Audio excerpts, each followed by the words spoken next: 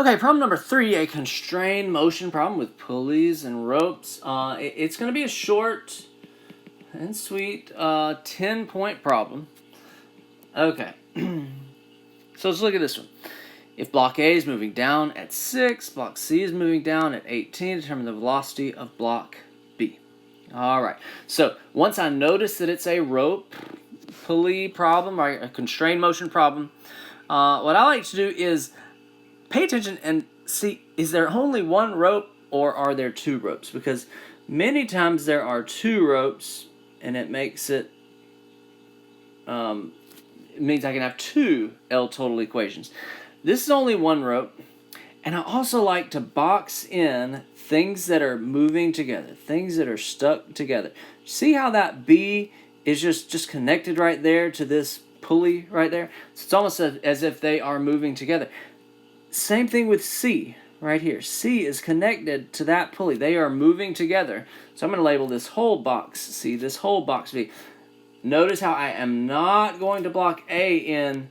It is not just fixed with its pulley, right? That rope right here is going around the pulley, okay? So box things in together.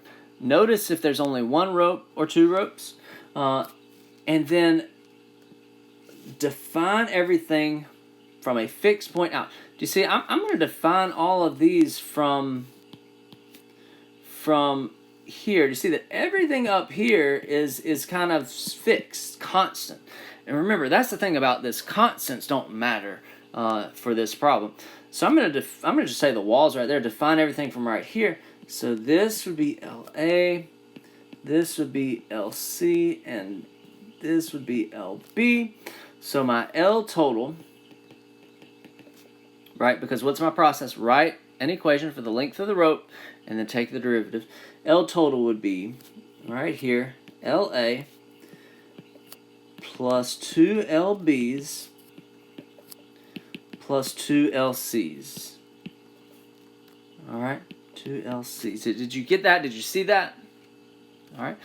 So I can take the derivative, and because this rope is not changing total length, the derivative of L total would be 0. And this would be VA to VB to VC. All right, this is moving down at 6. Am I going to put that as positive 6 or negative 6? I always choose positive out. And so this is moving out. So this is, yes, positive 6. I don't know VB. Positive 18.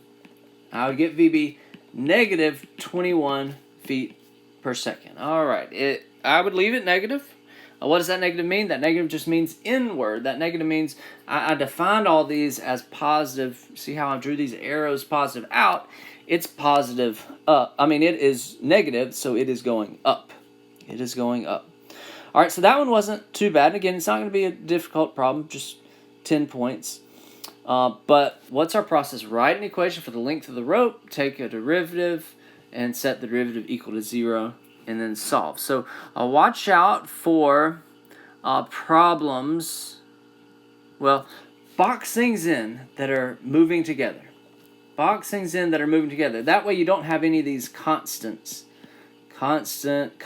You might have, and the book might have kind of a bunch of these constants, but they don't matter because when you take the derivative, they are equal to 0. Let me see if some of our other sample tests have multiple ropes. Yes. Did you notice that this one had multiple ropes?